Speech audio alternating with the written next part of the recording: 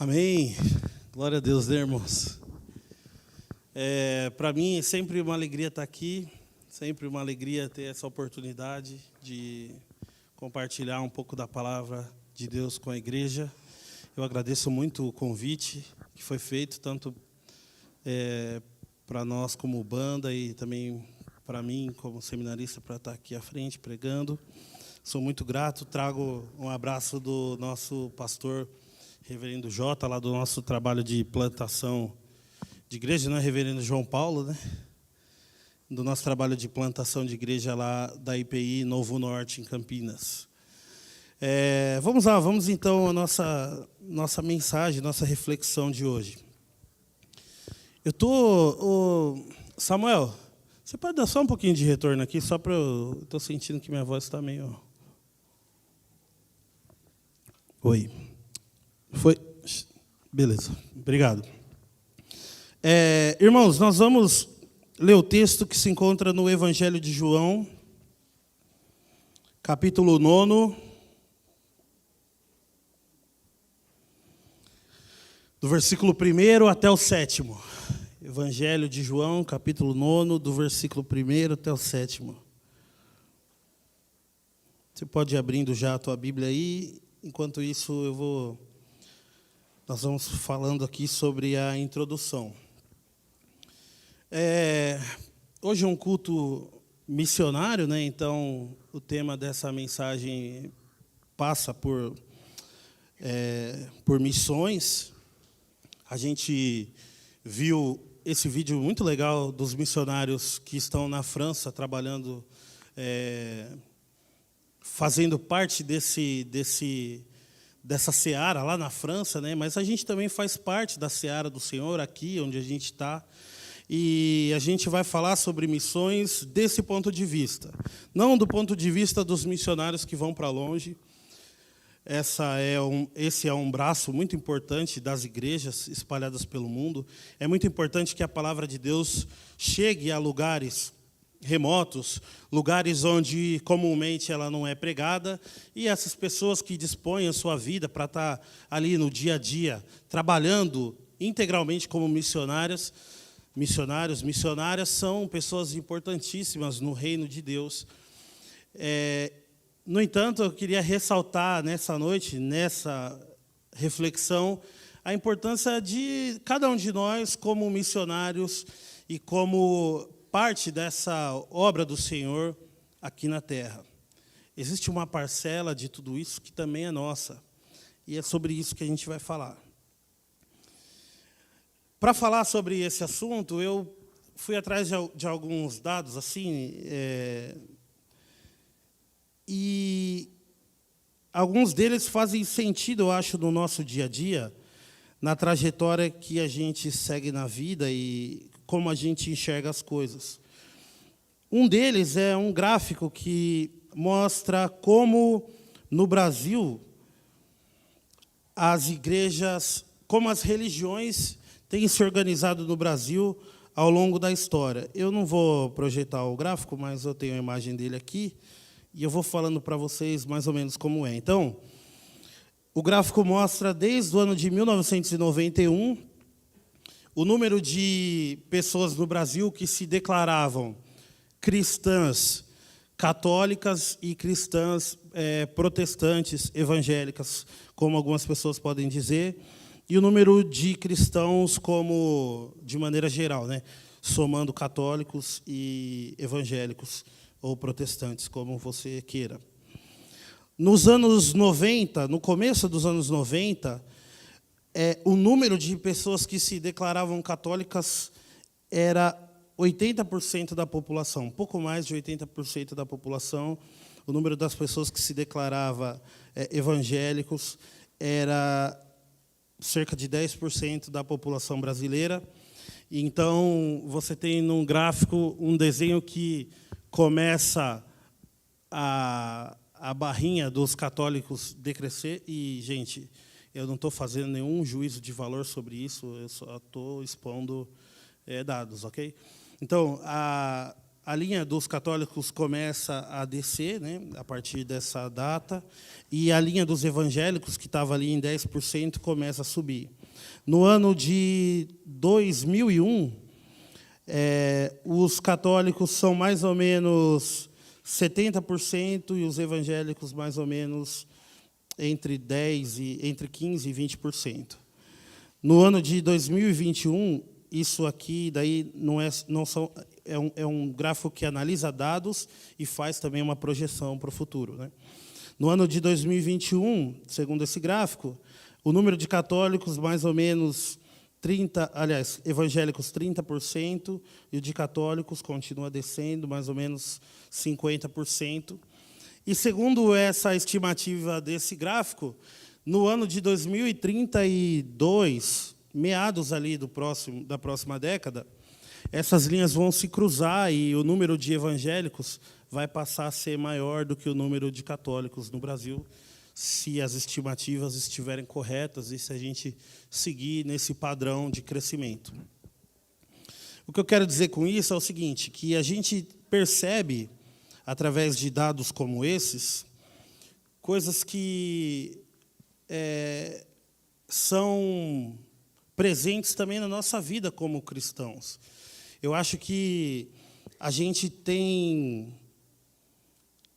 sente uma certa dificuldade de encontrar um campo onde a gente possa falar da palavra de Deus. Eu vou tentar me explicar melhor. Eu estou vendo que tem pessoas fazendo uma cara para mim, uma cara tipo, não estou entendendo. Vou tentar explicar melhor. As pessoas têm tanto contato com noções da religião cristã que fica difícil você falar de Deus para as pessoas, porque meio que elas já sabem de tudo. Então, fica difícil você falar sobre Deus na sua escola, no seu trabalho, com as pessoas que muitas delas já conhecem muitos cânticos que a gente canta aqui. Muitas delas dizem que já tiveram uma experiência numa igreja, mas são desviadas.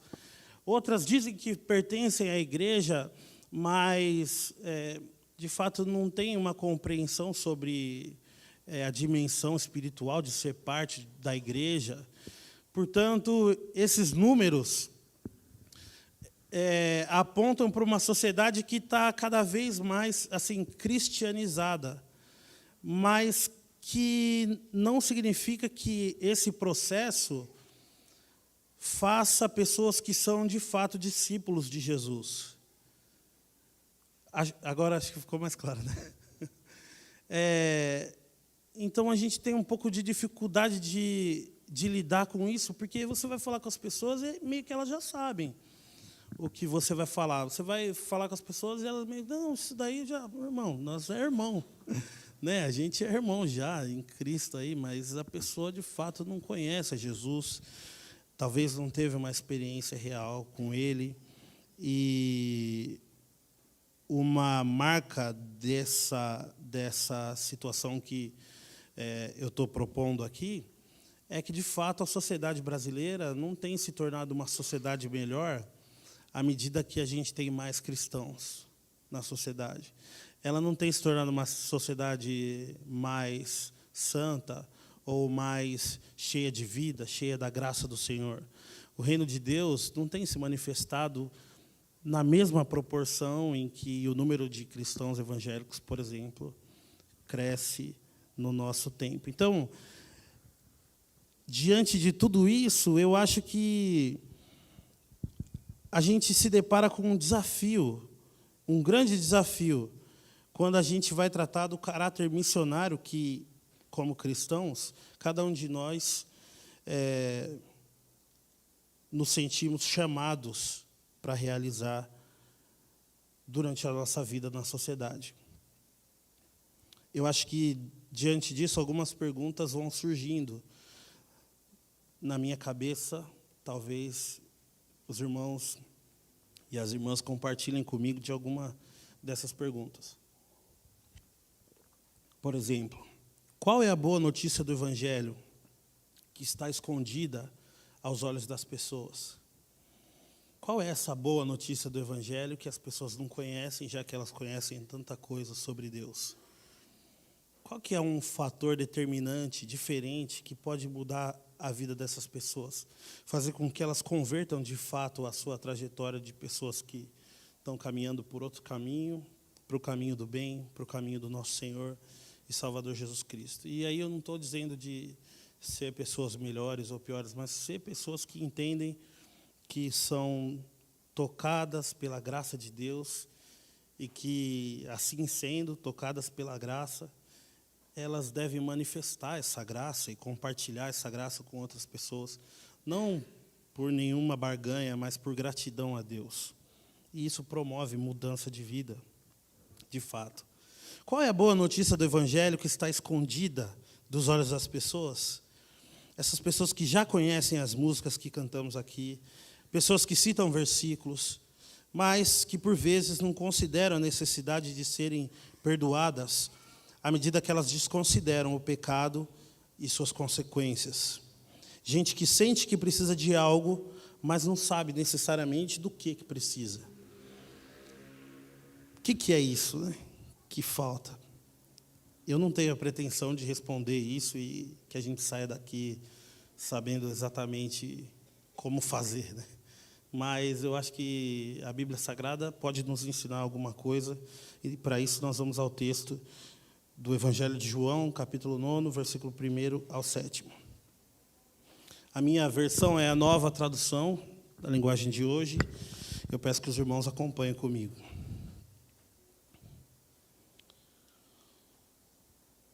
João 9, 1 a 7.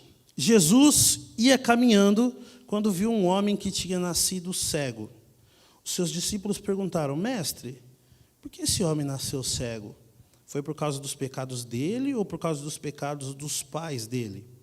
Jesus respondeu: ele é cego, sim, mas não por causa dos pecados dele, nem por causa dos pecados dos pais dele. É cego para que o poder de Deus se mostre nele. Precisamos trabalhar enquanto é dia para fazer as obras daquele que me enviou, pois está chegando a noite, quando ninguém pode trabalhar. Enquanto eu estou no mundo, eu sou a luz do mundo. Depois de dizer isso, Jesus cuspiu no chão, fez um pouco de lama com a saliva, passou a lama nos olhos do cego e disse: vá lavar o rosto no tanque de Siloé. Esse nome quer dizer aquele que foi enviado. O cego foi, lavou o rosto e voltou vendo. Aleluia. Voltou vendo. A gente pode aprender algumas lições a partir dessa passagem bíblica, a fim de talvez enxergar alguma resposta para indagações que fizemos há pouco. Para isso nós vamos orar mais uma vez. Senhor, em nome de Jesus, nós cremos na Tua palavra santa, cremos que ela é poderosa para salvar, cremos que ela é poderosa para transformar vidas. E nós queremos também nos colocar diante dessa palavra como ouvintes atentos, como pessoas dispostas a receber o que o Senhor tem para nós, em nome de Jesus. Amém. Para desenvolver essa reflexão, nós vamos falar sobre 3 pontos aqui. 3 etapas, 3 momentos dessa passagem bíblica, 3 momentos nesse texto, onde a gente pode retirar algum aprendizado. O primeiro deles vai ter o título Jesus vê. O segundo, Jesus mostra. E o terceiro, Jesus é. Ok? Jesus vê, Jesus mostra e Jesus é. Então vamos começar pelo primeiro. Jesus vê o quê? Jesus vê o homem enquanto ele ia caminhando e vai até ele. Diferente do que ocorre em outras passagens, que tratam de outros sinais e maravilhas e curas, milagres do Senhor Jesus, dessa vez não é a pessoa que está sendo afligida por um mal que vai até Jesus, clamando a Ele, mestre, ou que vai até Jesus e toca nele, ou que procura por Jesus. Na verdade, dessa vez, Jesus está caminhando e Ele é quem vê o homem sem ter sido solicitado. Ele vê aquele homem. Enquanto Ele vai esclarecendo para os discípulos que nem aquele homem cego e nem os seus pais foram culpados pela miséria dele, enquanto Jesus vai esclarecendo isso para os seus discípulos, ele vai, em primeiro lugar, matando um preconceito que era comum naquela época. Eu estou falando muito longe, tudo bem? Ele vai matando o preconceito que era comum naquela época, que as pessoas tinham a ideia de que pessoas muito ricas, pessoas muito abastadas, eram pessoas diretamente abençoadas por Deus, e pessoas miseráveis, pessoas que sofriam de algum mal, alguma doença, eram pessoas diretamente amaldiçoadas por Deus. Então Jesus, de cara, já quebra esse preconceito, quebra essa ideia desenvolvida de maneira errada entre o povo de Deus, entre os judeus, e ele diz, olha, nem esse homem pecou e nem os pais dele pecaram para que ele vivesse dessa maneira, para que ele fosse acometido por essa miséria. Enquanto ele vai falando isso, ele vai se aproximando do homem que ele havia visto, e aí ele opera um milagre que é um milagre sem precedentes na Bíblia. Na história bíblica, no Velho Testamento, nenhuma pessoa que tivesse nascido cega já havia sido curada dessa cegueira. Esse é um fato inédito. E o que a gente aprende com esse primeiro ponto e com essa primeira atitude de Jesus é que o nosso olhar, enquanto missionários, vale lembrar que Jesus em tudo que ele e tudo que ele faz com excelência, e o que ele está fazendo aqui, caminhando com os discípulos, é missão, porque a missão para a qual nós somos chamados para participar, primeiro começa no coração de Deus. Ele é o primeiro missionário e a gente só segue um chamado e coopera com ele numa missão que, primordialmente, é dele. Então, o que Jesus está ensinando aqui é a gente a ser missionário também. E para que nós sejamos esses missionários no nosso dia a dia, no nosso local de trabalho, na nossa casa, onde quer que a gente ande, é interessante, é importante, faz sentido que a gente exercite esse mesmo olhar, que a gente tenha também o nosso olhar atento enquanto caminhamos, às pessoas com quem nos deparamos ao longo da nossa trajetória. É assim que o nosso Deus se manifesta. Ele nos ama antes mesmo que nós sejamos capazes de reconhecê-lo como Senhor e Mestre. Portanto, nós somos agraciados com esse mesmo olhar de amor para a nossa missão. As pessoas estão por aí, andando, esperando e dando sinais da sua miséria, dando sinais das suas faltas. Gente, as pessoas precisam de ajuda. Nós precisamos de ajuda. E as pessoas estão dando sinais dessa necessidade de ajuda. Algumas vezes esses sinais são tão fortes que alguém vem e realmente liga para nós e fala, cara, preciso conversar com você, preciso da sua ajuda nisso. Mas às vezes as pessoas estão dando simplesmente indícios da falta que elas têm de alguma coisa. E como missionários, a gente deve exercitar esse olhar para reconhecer essas misérias, para reconhecer o que tem de falta na vida das pessoas e ver como a gente pode ajudar de alguma maneira. O segundo ponto é, Jesus mostra. Em primeiro lugar, Jesus vê e depois Jesus mostra. O que ele mostra? Ele mostra o poder de Deus. Jesus explica aos discípulos que aquele homem é cego para que o poder de Deus se mostre nele. Versículo 3. Depois disso, Jesus cura o homem que teve os seus olhos sujos de barro e lavados no tanque de Siloé. O cego foi, lavou o rosto e voltou vendo, é o que diz no versículo 7 do texto que nós lemos. Que grande milagre!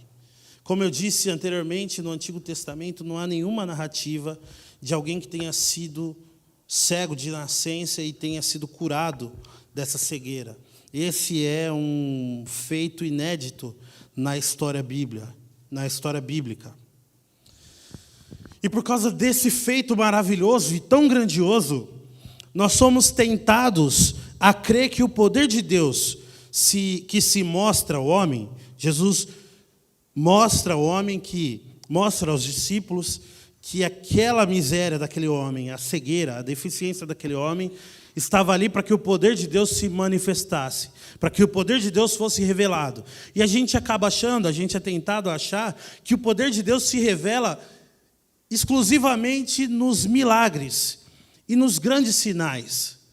Mas a verdade é que hoje em dia, o poder de Deus, por exemplo, para a vida de pessoas cegas, se manifesta através do avanço das tecnologias, de uma cirurgia feita a laser, das máquinas, dos robôs extremamente delicados, né, que fazem aquelas cirurgias tão específicas nos olhos das pessoas e fazem com que as pessoas voltem a enxergar. O poder de Deus se manifesta hoje na vida de pessoas cegas, para falar exclusivamente dessa deficiência, né? O poder de Deus se manifesta na vida de pessoas cegas através de pessoas que lutam por lugares acessíveis, por mobilidade urbana, pessoas que lutam para que em todos os lugares você tenha sinalização para cegos. O poder de Deus continua se revelando. A gente é tentado, a partir de uma leitura errada, às vezes, da Bíblia, a entender que os sinais de Jesus esgotam o poder de Deus, mas não é assim. Não é porque a gente não tem pessoas curadas da cegueira aqui que o poder de Deus não se revela no nosso meio. O poder de Deus continua se revelando através de tantos outros gestos que, como seres humanos, a gente tem quando a gente, primeiro, olha para as pessoas e enxerga as pessoas de fato como Jesus fez. Aquele cego não precisou ir até Jesus, porque Jesus, enquanto caminhava, viu aquele homem. E tendo visto aquele homem, Jesus se moveu na direção dele. Quando a gente tem no nosso coração um olhar que olha para as pessoas e enxerga as pessoas que estão ali, a pessoa que está dentro da pessoa, quando a gente tem esse olhar, que é um olhar quase que dado por Deus, da parte dele exclusivamente, a gente também é capaz de manifestar e de mostrar o poder de Deus ainda hoje no nosso meio, quando a gente manifesta o amor dele diretamente para as pessoas. Médicos que operam cirurgias, cientistas que desenvolvem medicamentos, são muitas coisas que manifestam esse poder de Deus. O livro de Atos diz assim: porém, quando o Espírito Santo descer sobre vocês, vocês receberão poder e serão minhas testemunhas em Jerusalém, em toda a Judéia, Samaria, até os lugares mais distantes da terra. Esse poder está sobre nós. Esse poder de sermos missionários efetivos na vida das pessoas está sobre nós quando a gente recebe o Espírito Santo, quando a gente se declara e diz: Senhor, eu preciso de Ti, e Ele vem fazer morada na nossa vida. Nós recebemos poder do alto. O poder do Espírito Santo nos ajuda a discernir situações, desenvolve em nós o olhar de Cristo, nos fortalece para fazer mais quando não temos forças ou quando não temos recursos. Pode ser que a nossa presença seja capaz de mostrar o poder de Deus. A nossa presença completa, a nossa doação, o nosso olhar de amor. O terceiro ponto, Jesus é. E o que Ele é? Jesus é a luz do mundo.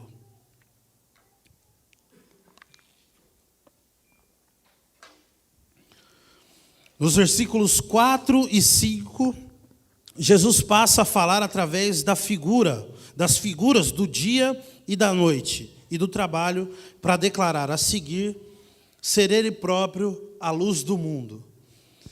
O discurso dele muda um pouquinho aqui, ele passa a falar no sentido figurado, ele diz: olha, está chegando, vamos trabalhar enquanto é dia, porque está chegando a noite. E à noite ninguém pode trabalhar. Acontece que enquanto eu estou com vocês, eu sou a luz do mundo. Eu sou a luz do mundo. E aqui tem uma coisa muito interessante que eu descobri enquanto estudava para fazer essa mensagem aqui, que é maravilhosa e revela esse poder de Deus. Quando uma criança nasce, e eu tenho experiência com nascimentos, tem 3 na minha conta e na conta da Fer. Quando uma criança nasce, ela consegue usar, ainda que num processo de desenvolvimento, aqueles sentidos, dos 5 sentidos que nós temos, a criança consegue usar os sentidos que já estavam habilitados para que ela usasse dentro do útero da mãe. Então, ela consegue ouvir de dentro da barriga da mãe. Ela consegue tatear as coisas. Esse sentido é desenvolvido através da boca, através dos olhos, enquanto ela ainda está em formação no ventre da mãe. Ela consegue, além de tatear e ouvir, ela consegue também ter um paladar daquele líquido amniótico que ela está ali. Essa parte é um pouquinho nojenta. E, surpreendentemente, ela também consegue desenvolver o olfato. Isso eu soube só pesquisando, porque antes disso eu não sabia que era possível que a criança desenvolvesse o olfato ainda no útero da mãe. Quando ela nasce, todos esses sentidos que já estão ali no desenvolvimento, no útero, eles já estão um pouquinho aprimorados. O sentido da visão é um dos últimos, porque o útero é um lugar escuro. O útero é um lugar onde a criança não tem como enxergar nada. Portanto, quando ela vem à luz, é quando todo esse sistema responsável pela visão começa a ter funcionalidade. Portanto, as crianças começam a desenvolver a visão assim que elas nascem e são dadas à luz. Eu vi alguma coisa dizendo que se você tampar a visão de uma criança, e uma criança, assim que ela nascer, você colocar um tampão em um dos olhos dela, nesses primeiros dias de vida, quando ela deve receber essa luz e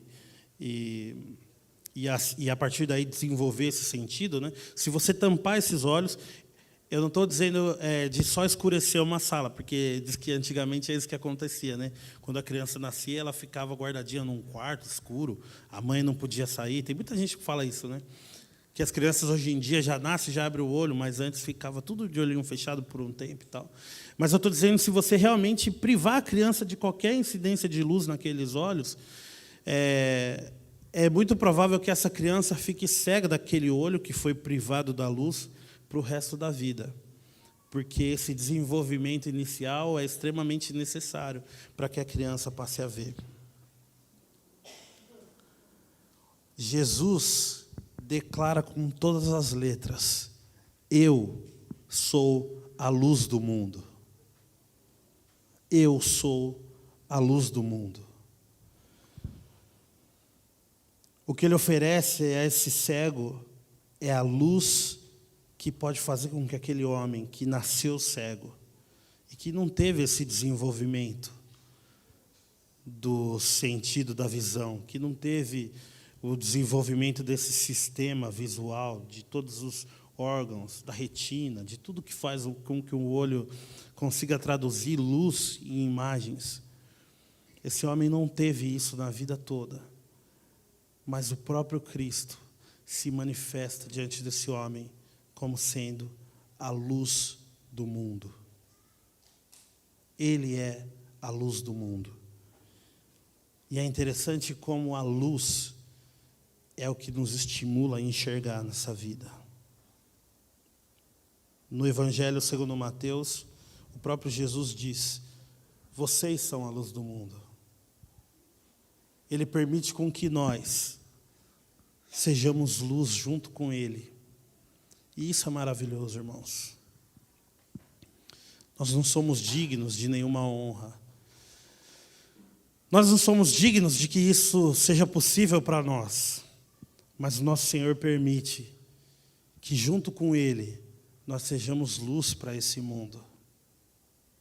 E a luz que cura os cegos, a luz que traz vida, a luz que modifica todo o cenário da vida desse homem e faz com que ele tenha um novo sentido de vida e faz com que ele seja, na sequência do texto, perguntado pelos fariseus: o que foi o homem que te curou? O que é isso que está acontecendo? Todo mundo que convivia com aquele homem e via ele sempre à margem da sociedade, pedindo esmolas, porque uma pessoa cega, principalmente naquele tempo, não tinha como desenvolver nenhum trabalho e criar nenhum recurso para si própria. Todas aquelas pessoas que tinham visto aquele homem jogado à beira do caminho, agora vem um homem que enxerga, um homem que vê a luz diante dele, vê as pessoas, vai para lá e para cá, tem autonomia, anda sozinho, isso é maravilhoso. Mas isso deixa outras pessoas furiosas. Quem que está fazendo isso? Quem é que está manifestando um poder dessa grandeza? Irmãos, nós somos convidados a ser luz, junto com o nosso Senhor Jesus Cristo. E isso não é uma qualidade nossa. Isso não é uma virtude nossa. Isso não é algo que a gente desenvolva porque a gente é muito bom, porque a gente é muito legal, porque a gente é carismático. Não, não. Isso vem de Deus. Essa luz vem do Senhor. E todas aquelas pessoas que se rendem a Ele são chamadas a ser luz com Ele. Isso é um privilégio maravilhoso. Para concluir, eu quero voltar para aquelas perguntas do começo. Qual, então, é a boa notícia do Evangelho que está escondida dos olhos das pessoas? Qual é a boa notícia que as pessoas não podem ver hoje? Essas pessoas que já conhecem as músicas, que citam versículos, essas pessoas que já conviveram com cristãos, que se dizem desviadas, essas pessoas que já tiveram contato de alguma maneira com essa esfera cristã, o que está escondido dos olhos delas? O que essas pessoas não veem? Por que essas pessoas sentem que precisam de algo, mas elas não sabem exatamente do quê? O Jesus Cristo real, que se apresenta através de pessoas reais e que atende a demandas reais. Isso que essas pessoas precisam conhecer. Particularmente, eu vivi a minha vida toda na igreja. Mas em algum momento eu precisei fazer uma decisão. Se eu continuava, se eu não continuava. É claro que talvez se eu decidisse não continuar, meus pais iam pegar no meu pé, porque o amor de um pai e de uma mãe é esse, né? De que cuida do filho e tenta trazer ele para perto. Mas, de fato, a gente tem a escolha. Se a gente vem aqui só por vir, ou se a gente vem buscar sentido para a nossa vida, se a gente vem buscar renovo, palavra de Deus, ensino. E quando eu fiz essa decisão de seguir a Cristo, o que me impactou foram pessoas. Outros adolescentes como eu era, gente real como eu era, gente que tinha demandas parecidas com as minhas, gente que sofria de coisas parecidas com aquelas que eu sofria, mas que manifestavam uma alegria de fazer parte do corpo de Cristo. E essa alegria e essa vida me contagiou e me converteu ao Senhor Jesus Cristo. Eu encontrei um Jesus que era um amigo meu, que estava presente aqui aos sábados, que estava presente aqui no domingo de manhã, que dormia na minha casa, com quem eu brincava, brigava. Irmãos que estão aqui agora, aqui comigo, Douglas, Tom, Felipe, pessoas da minha adolescência, pessoas que conviveram comigo e que manifestavam a presença de Jesus na minha vida. Então, o que falta para esse mundo somos nós, irmãos. Somos nós manifestando de maneira intencional a glória de Deus na vida das pessoas. Olhando para elas com o mesmo cuidado que Jesus olhou para aquele cego, tendo atenção nas pessoas, estando presente nos lugares onde a gente está, realmente, e não só de corpo presente. Tem uma música de um grande sábio brasileiro chamado Mano Brown, que fala assim: para os parceiros, o que eu tenho a oferecer é minha presença. Talvez até confusa, mas real, intensa. O que a gente tem a oferecer para as pessoas é quem nós somos. E nós somos cristãos, somos pequenos cristos, somos a imagem e semelhança do nosso Deus. Carregamos conosco esse poder para manifestar o poder de Deus na vida das pessoas. Talvez com sinais, talvez com o nosso amor, a nossa ajuda, a nossa luta social, de alguma maneira. O que toca as pessoas é um amor real, real como as pessoas são. A gente cantou isso aqui. A música que a gente cantou, essa passagem bíblica que nós estamos meditando aqui, está presente. Os dias daquele cego eram noites, não pelo pecado de ninguém, mas Jesus apareceu na vida dele, sujou as mãos com barro e abriu as janelas daquele homem. O fim dele era triste, mas enfim veio Jesus Cristo, a luz do mundo, e modificou toda a história. Jesus Cristo é o amor para dividir, o amor para tocar, o amor para sentir, um amor com cheiro e cor, um amor real como as pessoas são, um amor real que atende a demandas reais, um amor que se manifesta através de cada um de nós, quando a gente se coloca diante de Deus como missionários, como pessoas que atendem a esse chamado do Senhor.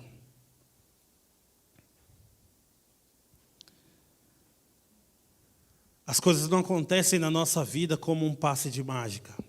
Não é assim, um dia a gente não conhece a Jesus e no outro a gente simplesmente conhece.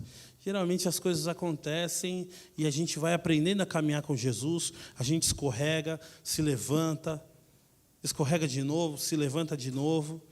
E é bom que a gente tenha pessoas na nossa caminhada para ajudar a gente a se levantar. E é bom que nós sejamos essas pessoas para ajudar a levantar outras pessoas. Esse homem cego conhece a Jesus naquele momento, tem os seus olhos curados. Na primeira vez que ele fala de Jesus, ele fala: foi um homem que me curou. Depois depois outra pessoa pergunta para ele: o que você acha que ele é? Ele fala assim: aquele homem é um profeta. O nível de profundidade que o autor coloca de como esse homem vai descrevendo Jesus faz sentido nesse tipo de caminhada que a gente desenvolve com ele. Primeiro ele fala: foi um homem que me curou. Depois ele fala: um profeta, no versículo 17. Um profeta. No versículo 33 ele fala: foi um enviado de Deus. Esse homem, esse profeta, era um enviado de Deus.